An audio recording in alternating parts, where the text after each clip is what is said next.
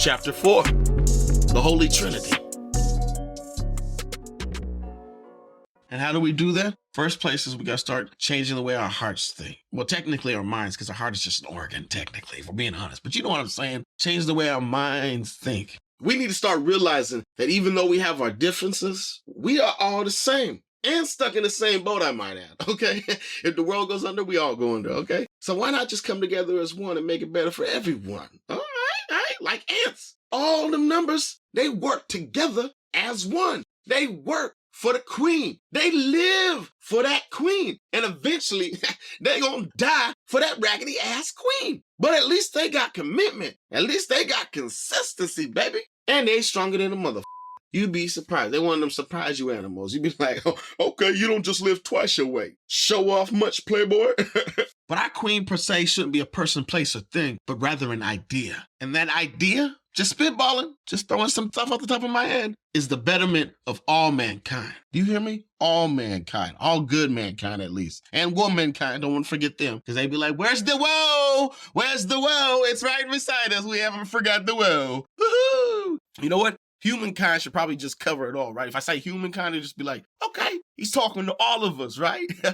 Unless you're one of those extras, then you want to be like, don't forget the humankind. Okay, we didn't forget. Oh, damn, I forgot. There's more than just, you know what? We ain't gonna get into that. You know what's so funny about them extras? They'd be quick to say some like that. But when you're talking about the evils and the powers that be, that 1%, you can say man all day and they ain't gonna raise one hand and say nothing to object. They'll be like, yes, amen, say it again, preach, you're saying it to the choir, you're singing it to the choir. Woo! I couldn't have said it better than myself. Yes, they are so evil. A regular old evil men's club. Yeah, all right. Bet the evil club has more than just man and woman, black and white, has every color, gender in sight. Don't be delusional. In the first place, we need to start making the changes in our education. We need to start freeing it up. America says it cares for us. It only wants the best for us. Then why aren't they teaching our children what they really need to know? That real knowledge? They give that away at a price, and a hefty one at that, with an interest rate that would make Jews jealous. You hear me? I'm talking about green from head to the toes. Green for sure. You know why? Because dumb is more profitable and easier to control. Not everybody can afford a better life. Do they really want no child left behind? Then prove it. Let's not just make education better. Let's make it free. An education that will not only teach our kids how to go out into that world and make a living, but a difference. Yeah, reading, writing, and arithmetic are essential, but people need to also learn how to budget, how to pay bills on time, how to get and keep a job, how to prepare for tough times. They also need to teach us the ins and outs of all the laws. But they don't want to do that, because you know why? Crime is another way to get paid, baby. So I guess there is a real legitimate reason why they wouldn't want to teach us. Yeah, real legitimate. Now, the next step we need to do is freeing up our healthcare. You know what makes me laugh? And not in that good, ha-ha, that was hilarious. No, more in that, ooh, you cold son of a bitch, I'm about to stick my foot up where the sun don't shine real quick, is how some doctors literally come across like if they would say, you know, the Good Samaritan just cruising down the street in his new Bentley when he comes across the beaten and robbed stranger. When the dude asks for help, the doctor replies, hell yeah, I can help. I'm a doctor, baby. That's what we do. Now, quick question before I get to any of this helping. Do you got any cash on you or any type of form of currency? To which the stranger replied, you kidding, right? Do you not see the state I'm in? Did you forget your glasses? Didn't put your contacts in? I am what they call beating the fuck up, okay? And they didn't just do it because of my political stand. Quite to the contrary. It was because they was desperate and hungry than a motherfucker. One dude, I think he was just doing it for the thrills because he kept laughing and saying he was getting his rocks off. I'm just glad they got the fuck out, okay? But if it isn't obvious, I'm broke. But still, can you help a brother out? Ooh. Wow, yeah, I'd love to. Yes, I love it. I love it indeed. Ask anybody, honestly. I'm the first cat on the scene to help anybody. That's me, trust me. I helps. But see, here's the thing.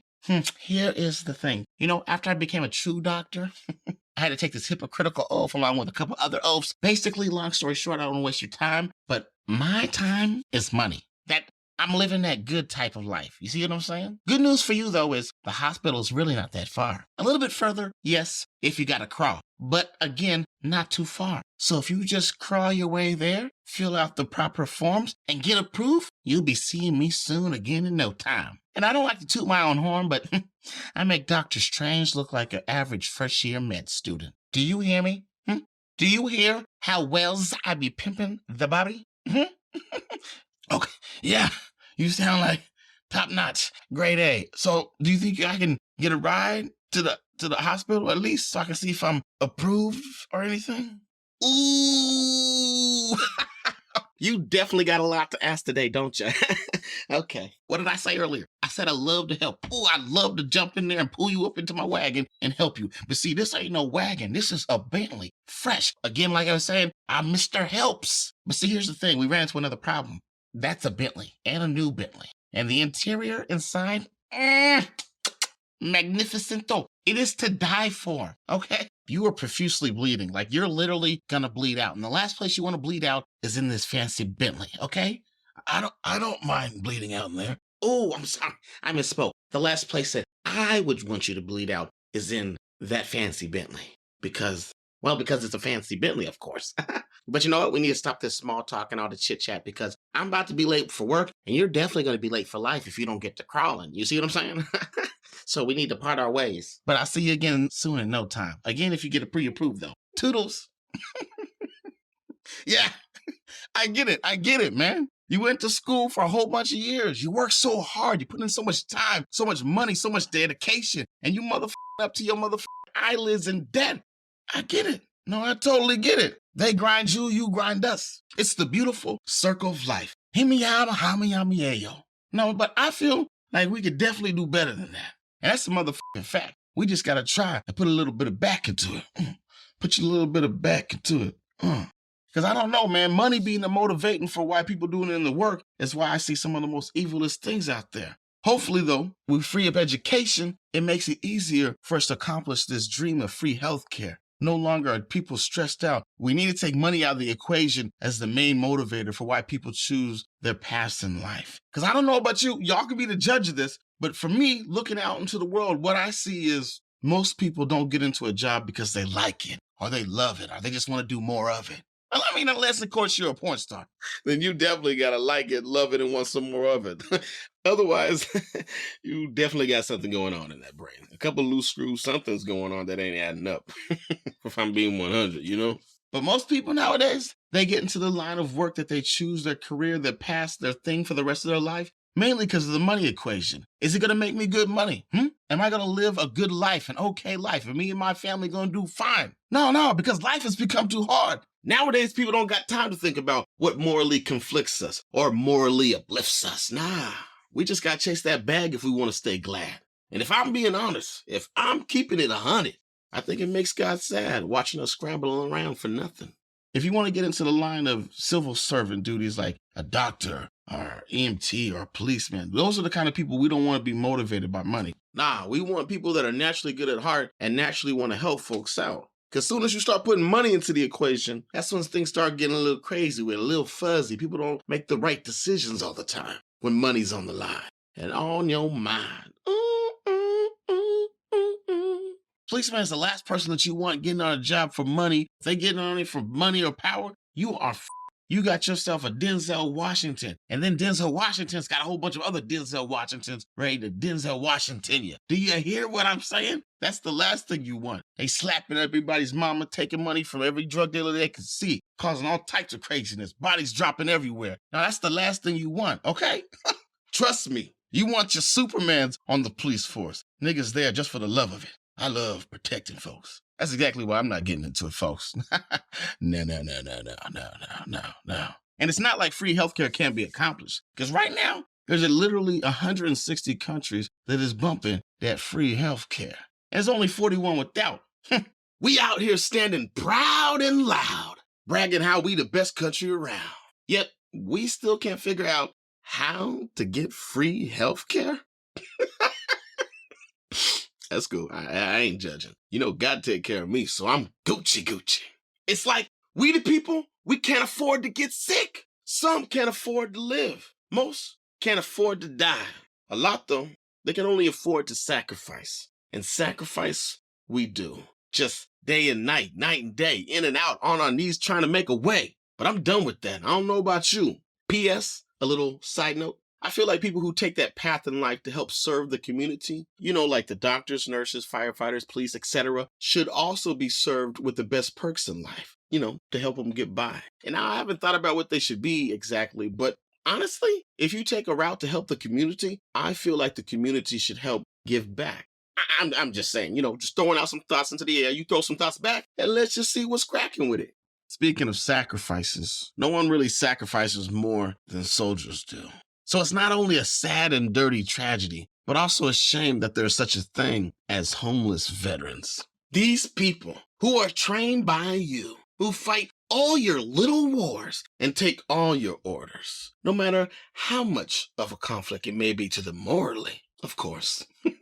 I mean, who are we kidding? There's obviously psychos in the army just trying to exercise their killer rights, but there's also those folks out there just trying to fight that good old fight. And then they come back to their supposed home, a place they've been laying down their lives for, and they've got no place to lay their head? No place to call home, other than the alleyways of life, forever to be forgotten. When you think of them like that, it feels like they're nothing more than prostitutes. A different type of prostitute, of course, but nonetheless, a prostitute. Someone who sold their body for a cause. Someone you pay to do what you say when you say it, and when you're done with them, you kick them to the curb and move on to the next great thing. It's a shame that people don't see. They don't see the cycle that they stick in their families in. Because, people get impressed by their parents or by their elders that they look up to. Granddaddy was a soldier. Daddy is a soldier. Son wanted to be a soldier. Making more prostitutes to the game. Just like the prostitute game. Dada was a prostitute. Mama was a prostitute. Granddaddy was a prostitute. Not saying that some people can't break the mold, but when it comes to the nature versus nurture thing, where people are always like, is it nature or is it nurture? It's honestly both of them. Yes, nature, which is DNA, plays a big role in upbringing someone. But nurture also plays just a big or even bigger role, actually. The way you raise up a child from the things that you do or don't help to shape them, depending on who they are, to be honest with you. Because at the end of the day, you could take some demon seed and turn it into a saint, or take some saint seed and turn it into a demon, depending on the ingredients and how much you use for the equation. You see what I'm saying?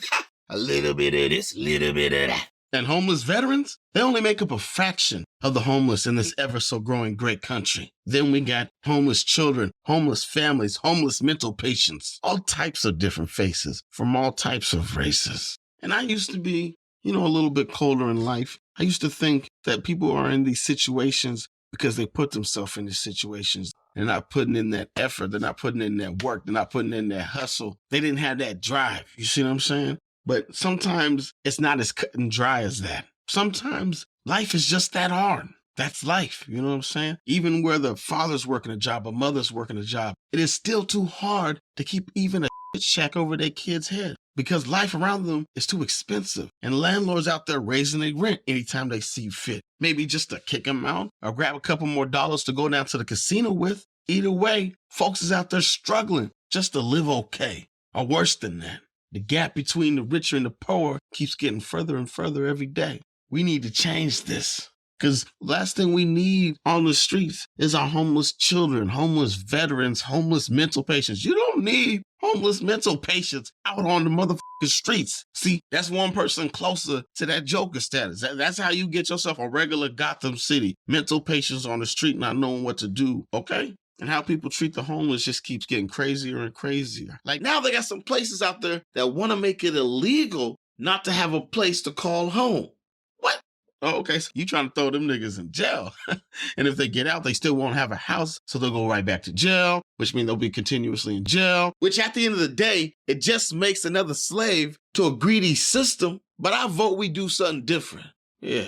It's time we think outside the box with this one. That's why I want to propose federally funded apartments for all. Catholic, Christian, rich, poor, black, white, Muslim, etc. It doesn't really matter. You could live here. And all apartments, just spitballing some numbers, I didn't really calculate it, like 1 bedroom, 100, 2 bedrooms, 200, 3 bedrooms. You get the point. And rent can never be raised. All tenants, though, they're going to have to pay for what they use. You like to take extra long showers and run that water? Or you like to keep all the lights on, run electricity? You going to pay for that. You like to roughhouse creating holes? Or you just one of those emotional motherfuckers that start breaking your own shit when you get angry and want to throw fits? Then you going to have to fix it. Only time the government's jumping in is when natural disaster hits. Or, you know what I'm saying, a faulty part or due to failure over time. Okay? That's when we jumping in. Because people need to take responsibility. But if you roughhousing and expect us to come fill up your house because it's looking like SpongeBob right now, on our dime, you got us fucked up. No, we can't have none of that, okay? You want a rough house, go outside the house. That's all I'm saying. Don't break your own shit. That's the most stupidest thing I've ever seen people do. When people be getting all mad, just, then they start punching their TVs, trashing their PlayStations, throwing their $1,000 phones. I'm like, what in the f***ity? Oh, okay, seems like somebody here was not taught the value of money. Are you spoiled? Do you work? I'm confused like a motherfucker. And then they regret it like 5 minutes later. Oh, I can't believe I broke my phone and I just got the TV. I'm so mad I can break some more things. Please don't. I don't want to sit here and listen to you cry again because you're gonna break some more and then you're gonna realize how stupid that was. Again, I don't want to go through this. I don't even think we can be friends anymore. You know what? Deuces. And it's not like it can't be accomplished. Nah, because right now, there's countries out there doing it big, like Singapore. You know how they fixed their homeless problem? They went out and built some nice public housing. And not only did they let the people live there on the cheap, they let them pay to keep, okay? They didn't reel them in like a fish. And once they had them hooked, start going up $100 here, $100 there, $100 everywhere. Nah, they was like, we ain't playing no games. It's gonna be yours. I bet the people was like, dope. Now, with this in motion, people were able to save up more money. Their needs were supplied. They was living that good old life. And when the nation did this for their people, the whole nation succeeded as a whole. The economy was helped out because more money they were saving, the more money they were able to spend out in the streets, which was going back into the community, which was going back into them. One hand helping the other. You feel what I'm saying? No longer were people worrying about and stressing over where they were going to lay their head that night or where their next meal was going to come from, etc., etc. The list goes on. You know how it goes when that list goes on and continues to grow and you dig yourself further down that rabbit hole, how that worry can turn into stress and that stress can turn into crazy and chaotic things leading to death or mental illness or just regular illness. Regardless, though, it leaves the children of the next generation worse off than before. And round the crazy goes. It's like one didn't fly over the cuckoo's nest, nigga. They all flew over the cuckoo's nest. Just feeling crazy in all types of ways. And not only you feeling that, you living amongst a bunch of other folks who are feeling the same pressure, the same heat. I think it's time we change the record. It's time we skip to a new beat. End of chapter 4.